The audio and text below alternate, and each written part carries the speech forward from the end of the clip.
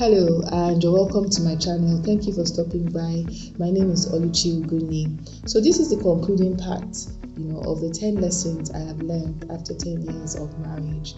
Now the sixth T is toddlers, teenagers, and tatas. In Nigeria we call babies tatas, and just mean children.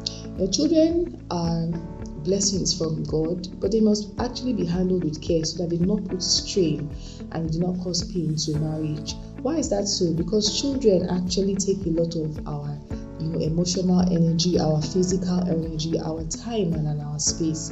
And if we prioritize, or if we're not able to compartmentalize our marriage and our children and give them both the energy they both deserve, then we find that sometimes we may lose one on account of the other.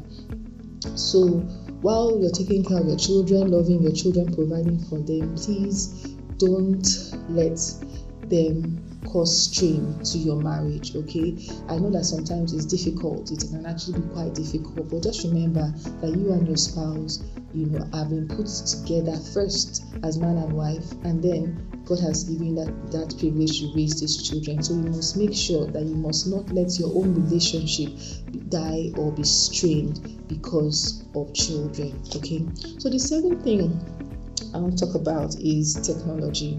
Now, technology is something that is pervasive right now. It's all over our lives, the phones, the iPads, the tablets, and all of that, all our devices, and it can be quite overwhelming.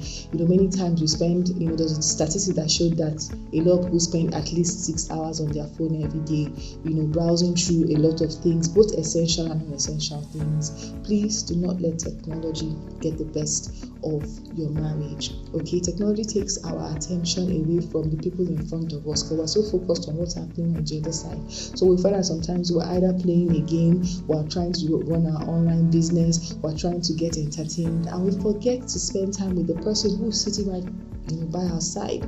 And the days and the months and the weeks pass, and all of a sudden it feels like we're beside a total stranger. But that's because we didn't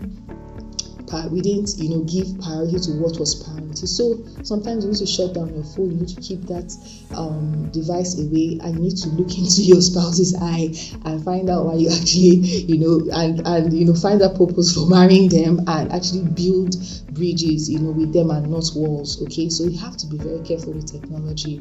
And that leads me to the 8th T, and that's temptation. Now it's linked to technology because sometimes temptation actually comes through technology, but it doesn't always come through technology. It can come through the people that we see, it can come through our neighbors, it can come through co-workers. Temptation is real.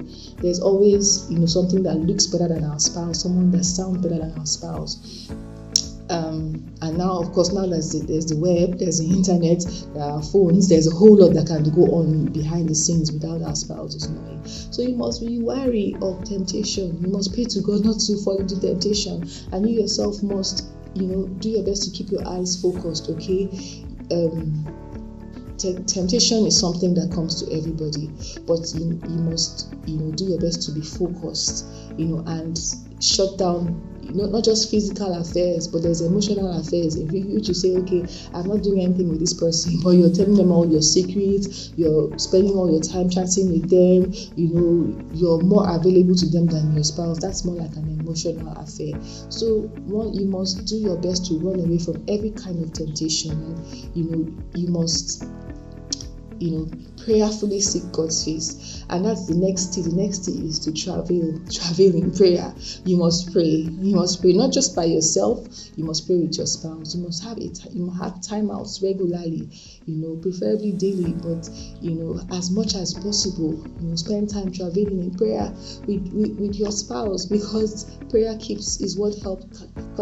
God hears our prayers, and He uses our prayers to sustain our marriages. Why would a man stay with a woman for months and years and look in only her direction. It's the grace of God, actually.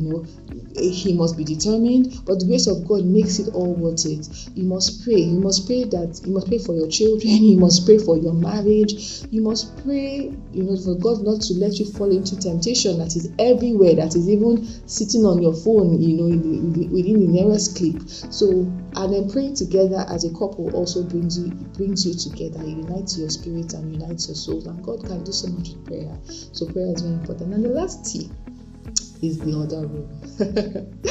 Oh, if you're Nigerian, you'll be very familiar with this parlance. But if you're not, maybe you would understand. But the other room is just Nigerian parlance for saying intimacy. Okay, so the intimacy with couples, is very important. It's very, very important, and it's something that you must actively work on. It's actually something you must actually talk over with your spouse. Don't be ashamed to talk over with your spouse, to talk about it. And it's something that God has created. God created it by himself. It's not a mistake, as it were. So it's something that is allowed, it's permitted, and it's approved by God in marriage. So see that you give yourself wholeheartedly to it.